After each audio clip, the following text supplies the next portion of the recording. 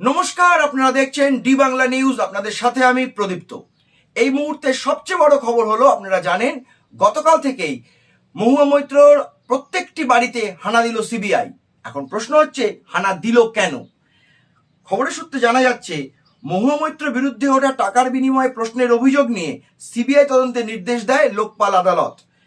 বরখাস্ত তৃণমূল সাংসদের বিরুদ্ধে ওঠা অভিযোগকে গুরুতর বলে অভিযোগ করা হয় লোকপালের নির্দেশিকায়।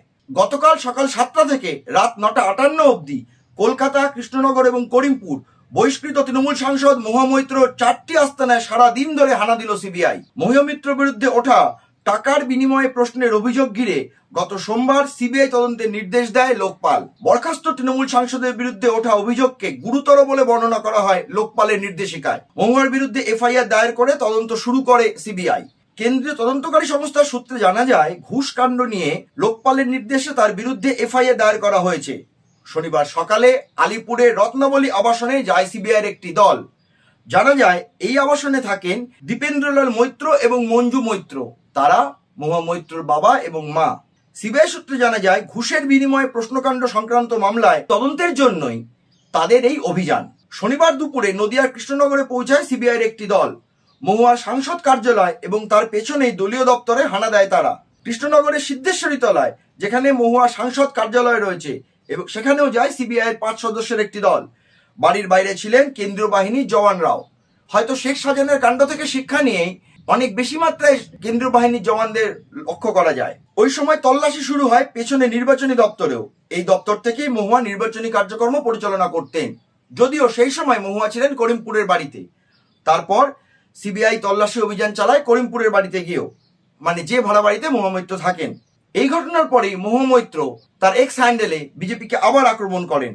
টাকার বিনিময়ে প্রশ্নকাণ্ডে মহুয়ার বিরুদ্ধে প্রথম যে অভিযোগ এনেছিলেন বিজেপি সাংসদ নিশিকান্ত দুবে, তিনি দাবি করেন দুবাইয়ের শিল্পপতি দর্শন হীরানন্দানীর কাছ থেকে টাকা নিয়ে সংসদে প্রশ্ন করেছেন মহুয়া এবং পরিকল্পনা মাফিক আক্রমণ করেন আদানি গ্রুপকে। মহুয়া মৈত্র বারবার সংসদে আদানি গ্রুপকে নিয়ে নানান প্রশ্ন করেছেন এবং আক্রমণ করেছেন। এটা কোন আদানি গ্রুপ? না, যে আদানি গ্রুপ পশ্চিমবঙ্গে দুটি বৃহৎ শিল্প প্রকল্প নিয়ে কাজ করছে, একটি তাজপুর বন্দর আর অন্যটি দেউচপাচামি কয়লা খনি। এখন প্রশ্ন হলো, যে দলের সাংসদ মহুয়া মৈত্র ক্রমাগত আদানি গোষ্ঠীর বিরুদ্ধে প্রশ্ন তুলে গেছেন, সেই দলের সরকার অর্থাৎ তৃণমূল কংগ্রেস, যে দলের এমপি মহুয়া মৈত্র, সেই তৃণমূল কংগ্রেস কেন সেই দুর্নীতিতে অভিযুক্ত মহুয়া মৈত্রর ভাষায় আদানি গোষ্ঠীকে এত বড় দুটো প্রকল্পের দায়িত্ব দিল? কিন্তু প্রশ্ন হচ্ছে, এটা শুরু হলো কি করে? এই যে এত তদন্ত, মহুয়া মৈত্র সাংসদ পদ চলে যাওয়া, মানে সংসদ থেকে বহিষ্কৃত হওয়া, এর শুরু হওয়াটা একটু অন্যরকম। জয় আনন্দ দেহাত রায় মহুয়া মৈত্রর প্রাক্তন বান্ধব। তিনি সিবিআইয়ের কাছে অভিযোগ করেন, টাকার বিনিময়ে প্রশ্ন করেছেন মহুয়া মৈত্র। তিনি এই অভিযোগটা জানান প্রথমে বিজেপি সাংসদ নিশিকান্ত দুবেকে।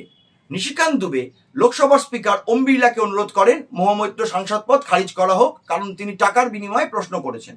তারপর যে অভিযোগটা উঠলো, সেই অভিযোগটা হচ্ছে মহুয়া মৈত্রর লগ ইন ক্রেডেন্সিয়ালস, অর্থাৎ মহুয়া মৈত্রর প্রশ্ন করার জন্য যে লগ ইন ক্রেডেন্সিয়ালস সাংসদদের দেওয়া হয় লোকসভার পোর্টালে লগ ইন করার জন্য, সেইটা ইউজ করেছেন অন্য কেউ। এই অভিযোগটা কিরকম? মহুয়া মৈত্র সাংসদ থাকাকালীন 4 বার দুবাই গেছেন, কিন্তু যে সময় তিনি দুবাই ছিলেন সেই সময় কোনো প্রশ্ন দুবাই থেকে করা হয়নি। ইচ্ছে করলে করতেও পারেন, সাংসদরা যখন দেশের বাইরে থাকেন তখন সাংসদরা প্রশ্ন করতে পারেন। এটা কিরকম প্রশ্ন জানেন? এটা প্রশ্নটা হলো, লোকসভার স্পিকারের কাছে আগে থেকেই প্রশ্ন সাংসদরা পাঠিয়ে রাখেন, যখন সংসদ অধিবেশন হবে তখন যাতে সেই প্রশ্নগুলো লোকসভার স্পিকারের কাছে সরাসরি পৌঁছে যায়। কিন্তু মহুয়া মৈত্র যখন দেশে, তখন 47 বার তার লগ ইন ক্রেডেন্সিয়ালস ইউজ করে লোকসভার পোর্টাল অ্যাক্সেস করা হয়েছে। এমনটাই অভিযোগ করেছেন নিশিকান্ত দুবে। সরাসরি অভিযোগ করেছেন দর্শন হীরানন্দানীর বিরুদ্ধে। এই হীরানন্দানী গ্রুপ নাকি আদানি গোষ্ঠীর বিরুদ্ধে সেই সমস্ত ইনফরমেশন, যেটা তথ্যগুলো লোকসভা থেকে মহুয়া মৈত্র প্রশ্নের মাধ্যমে মন্ত্রীদের কাছ থেকে জানতে পেরেছিলেন, সেটা সরাসরি তার কাছে পৌঁছে যায়, অর্থাৎ দর্শন হীরানন্দানীর কাছে পৌঁছে যায়। এখন প্রশ্ন হলো, এটা কি সত্যি? দর্শন হীরানন্দানী কিন্তু স্বীকার করেছেন যে হ্যাঁ, তিনি ওই প্রশ্নগুলোকে টাইপ করেছেন। যদিও মহুয়া মৈত্র বলেছেন যে দর্শন হীরানন্দানীকে প্রচন্ড চাপ দিয়ে এটা স্বীকার করানো হয়েছে, অর্থাৎ দর্শন হীরানন্দানী সত্যি কথা বলছেন না, চাপের মুখে হার স্বীকার করেছেন। স্বীকার করেছেন তার কাছে লগ ইন ক্রেডেনশিয়ালস ছিল। সত্যি মিথ্যে তো পরে আমরা জানতে পারবো তদন্তের পরে, কিন্তু এটা তো সত্যি যে মহুয়া মৈত্রর সংসদে অর্থাৎ সাংসদ মহুয়া মৈত্রর লগ ইন ক্রেডেনশিয়ালসে লগ ইন করা হয়েছে বিদেশি আইপি অ্যাড্রেস থেকে, একবার দুবার নয় 47 বার। অর্থাৎ এটা কিন্তু দেশের সুরক্ষা নিয়ে একটা প্রশ্ন উঠছে। দ্বিতীয় অভিযোগ হচ্ছে ক্যাশ ফর কোয়ারি, অর্থাৎ উনি পয়সা নিয়েছিলেন প্রশ্ন করার জন্য। যদিও এই অভিযোগ কিন্তু দর্শন হীরানন্দানী স্বীকার করেননি, তিনি টাকার বিনিময়ে প্রশ্নের কোনো কিছু কথা স্বীকার করেননি, তিনি অর্থ দিয়েছেন মহুয়াকে এটাও স্বীকার করেননি। যদিও মহুয়া প্রচুর গিফট পেয়েছেন, অত্যন্ত দামি দামি গিফট পেয়েছেন, এটা জানা যাচ্ছে, মহুয়া নিজেও সেটা স্বীকার করেছেন, কিন্তু এটা কখনোই স্বীকার করেননি যে মহুয়া মৈত্র পয়সা নিয়েছিলেন প্রশ্ন করার জন্য। এখন লোকসভার স্পিকারের কাছে যখন এই অভিযোগটা পৌঁছায়, তখন লোকসভার স্পিকার ওম বিড়লা এথিক্স কমিটির কাছে এই তদন্ত ভারটা তুলে দেন। তারা তাদের ইন্টারনাল তদন্ত করে মহুয়া মৈত্রকে দোষী পান এবং তাকে সংসদ থেকে বহিষ্কার করা হয়। আপনারা দেখুন, যেই মুহূর্তে লোকসভার স্পিকার ওম বিড়লা এই বহিষ্কার সংক্রান্ত যে পদ্ধতি, যে প্রকরণ, সেটা যখন লোকসভায় প্লেস করলেন, তখন ভোটাভুটির মাধ্যমে কি হলো দেখুন। अब मैं माननीय संसदीय कार्य मंत्री श्री प्रहलाद जोशी जी के प्रस्ताव को सदन में मतदान के लिए रखता हूं। प्रश्न है कि ये सभा डॉक्टर निशिकांत दुबे सांसद द्वारा संसद सदस्य श्रीमती महुआ मोइत्रा के विरुद्ध सदन में प्रश्न पूछने के बदले नकदी में प्रत्यक्ष संलिप्तता के संबंध में दिनांक 15 अक्टूबर 2023 को दी गई शिकायत पर आचार संहिता की पहली रिपोर्ट पर विचार के उपरांत समिति के निष्कर्षों को स्वीकार करती है कि सांसद श्रीमती महुआ मोइत्रा का आचरण अनैतिक और संसद सदस्य के रूप में अशोभनीय है और इस कारण उनको लोकसभा सदस्य बने रहना उपयुक्त नहीं होगा। इसलिए संकल्प करती है कि उन्हें लोकसभा की सदस्यता से निष्कासित कर दिया जाए। जो सदस्य इस प्रस्ताव के पक्ष में हाँ कहें, जो विरोध में ना कहें, मेरे विचार में निर्णय हाँ वालों के पक्ष हुआ। हाँ वालों के पक्ष में प्रस्ताव स्वीकृत हुआ। सभा की कार्रवाई सोमवार दिनांक 11 दिसंबर 2023 को प्राप्त 11 बजे तक के लिए स्थगित की जाती है। আপনারা দেখলেন কি ঘটনাটা ঘটেছিল, যে সংসদে ভোটাভুটির মাধ্যমে মহুয়া মৈত্রকে বহিষ্কার করা হলো সংসদ থেকে। দ্বিতীয় প্রশ্ন উঠলো, কেন অন্য কেউ কোনো সংসদের লগ ইন ক্রেডেনশিয়ালস ব্যবহার করবেন? তার কারণ প্রত্যেকটা সংসদের কাছে পিএ থাকে। এরকম অনেক বয়স্ক সাংসদ থাকেন যারা নিজেরা কম্পিউটারে সড়গড় নন, তাদের পক্ষে সম্ভব না ল্যাপটপে কোয়েশ্চেন ফ্রেম করে সেটা পাঠিয়ে দেওয়া স্পিকারের কাছে, তার জন্য পিএ থাকে। কিন্তু একজন ব্যবসায়ী গোষ্ঠীর ব্যক্তি, অর্থাৎ যিনি ব্যবসায়ী গোষ্ঠীর মালিক, তিনি কেন কোনো সংসদে লগ ইন ক্রেডেনশিয়ালস ইউজ করে স্পিকারকে প্রশ্ন করবেন, এবং যে উত্তরগুলো সরাসরি নাকি মহুয়া মৈত্র পৌঁছে দিতেন তার কাছেই, অর্থাৎ যিনি প্রশ্ন করছেন সে দর্শন হীরানন্দানীর কাছেই, যার ফলে তার সুবিধা হতো আদানি গ্রুপ সম্বন্ধে জানতে। এই সমস্ত অভিযোগ যখন উঠলো এবং মহুয়া মৈত্রকে যখন বহিষ্কার করা হলো সংসদ থেকে, তখন মহুয়া মৈত্র বাইরে বেরিয়ে এসে তীব্র প্রতিক্রিয়া জানালেন। মহুয়া মৈত্র জানালেন যে তিনি, তার কোনো পলিটিক্যাল গডফাদার নেই, তিনি একজন মহিলা। বিজেপি যে সারাক্ষণ মহিলা সংরক্ষণ কথা বলে, আসলে বিজেপি কিন্তু মহিলাদের কথা ভাবে না, তারা মহিলাদেরকে ছোট চোখেই দেখে, এই অভিযোগ করলেন মহুয়া মৈত্র। তিনি কি বললেন শুনুন। Since I was not allowed to speak inside Parliament, I am using this opportunity to speak outside Parliament. I thank all my colleagues as part of the India Alliance. I thank my party, everybody for standing by me. The 17th Lok Sabha has indeed been historic. It is a house which saw the passage of the Women's Reservation Rescheduling Bill, but it has presided over the most tenacious witch hunt of one of 78 women MPs, a first-timer, a single woman with no political lineage, elected from a far-flung constituency on the Bangladesh border. This Lok Sabha has also seen the weaponization of a parliamentary committee. Ironically, the Ethics Committee, which was set up to serve as a moral compass for members. Instead, it has been abused egregiously today to do exactly what it was never meant to do, which is to bulldoze the opposition and become another weapon to thokdo us into submission. This committee and this report has broken every rule in the book. In essence, you're finding me guilty of breaching a code of ethics that does not exist. The committee is punishing me for engaging in a practice that is routine, accepted, and encouraged in the House.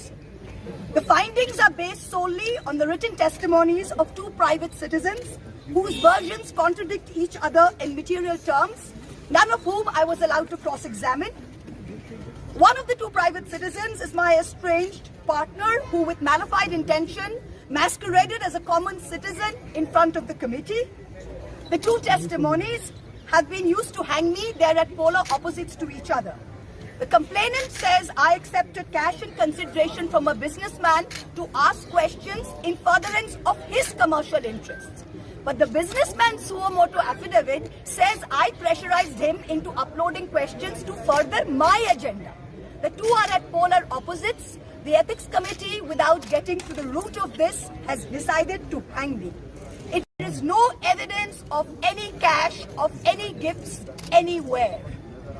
The recommendation of expulsion is based solely on the ground that I have shared my Lok Sabha portal login. There are no rules whatsoever to govern the sharing of logins. As the hearing of the Ethics Committee demonstrates, all of us MPs are conveyor belts to get questions from the public, from citizens, and to voice that in Parliament. What is important is that if this Modi government thought that by shutting me up, they are going to do away with the Adani issue, let me tell you this, that this kangaroo court has only shown to all of India that the haste and the abuse of due process you have used demonstrates how important Mr. Adani is to you and to what length you will go to harass a single woman MP into shutting her into submission. Tomorrow the CBI will be sent to my house. I'm sure they will harass me for the next 6 months. But I would like to ask, what about the 13,000 crore coal scam of Mr. Adani that the CBI and the ED have not found place to look at? You tell me I have compromised national security with a login portal? Mr. Adani is buying all our ports, all our airports, and his shareholders are foreign professional investors, and the Ministry of Home Affairs is giving them clearance to buy all our infrastructure. Ramesh Biduri stands up in Parliament and says to Danesh Ali, he's one of 26 Muslim MPs, only one of 26. In a country of 200 million Muslims, the BJP has 303 MPs and has not sent one Muslim to Parliament. Ramesh Biduri stood up and told Danesh Ali, ye padwa, ye katwa, no action has been taken. Nothing has been taken. You hate minorities. You hate women. You detest Nari Shakti. You cannot handle power and authority. I'm 49 years old. I will fight you for the next 30 years inside Parliament, outside Parliament, in the gutter, on the streets. Adim Hinstrom Anovikotar Jodi Ami Keu Hoi, Shojon Harane Shoshane Toder Chita Ami Tulboi. We will see the end of you. Do not wonder. Punjab, Sindh, Gujarat, Maratha, Dravida, Utkala, Bango. We don't have the Punjab. Sindh is not ours.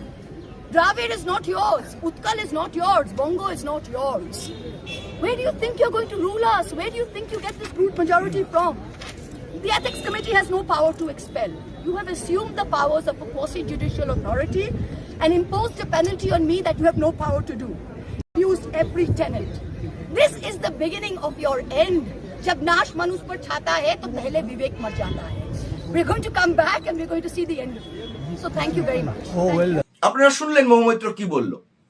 এখন প্রশ্ন হচ্ছে, এই যে ভোটের মুখে ED CBI এর অতি সক্রিয়তা দেখা যাচ্ছে, কখনো ঝাড়খণ্ডের মুখ্যমন্ত্রী হেমন্ত সোরেনকে গ্রেপ্তার করছে, আবার দিল্লির মুখ্যমন্ত্রী অরবিন্দ কেজরিওয়ালও গ্রেপ্তার হচ্ছেন, কখনো ইডি কখনো সিবিআই, এই অতি সক্রিয়তা কি শুধু ভোটকে লক্ষ্য রেখে নাকি সত্যি দুর্নীতিমুক্ত প্রশাসন গড়তে চায় বিজেপি? অরবিন্দ কেজরিওয়াল নবার সমন এড়িয়ে গেছিলেন, তাই গ্রেপ্তার হয়েছেন, এমনটাই তো অভিযোগ। আমাদের রাজ্যের মন্ত্রী মলয় ঘটক 12 বার ইডির সমন অস্বীকার করেছেন, তিনি তো গ্রেপ্তার হননি। এই ক্ষেত্রেই সিপিএম এবং কংগ্রেস দাবি করছে এখানেই বোধহয় কোনো সেটিং এর তত্ত্ব চলছে। সত্যি মিথ্যে আপনারা বিচার করবেন। আমাদের এই প্রতিবেদনটি যদি আপনাদের ভালো লাগে, আমাদের চ্যানেলটিকে সাবস্ক্রাইব করবেন, আমাদের ভিডিওটি লাইক করবেন এবং আপনাদের মূল্যবান মতামত কমেন্ট বক্সের মাধ্যমে জানাবেন। অনেক ধন্যবাদ।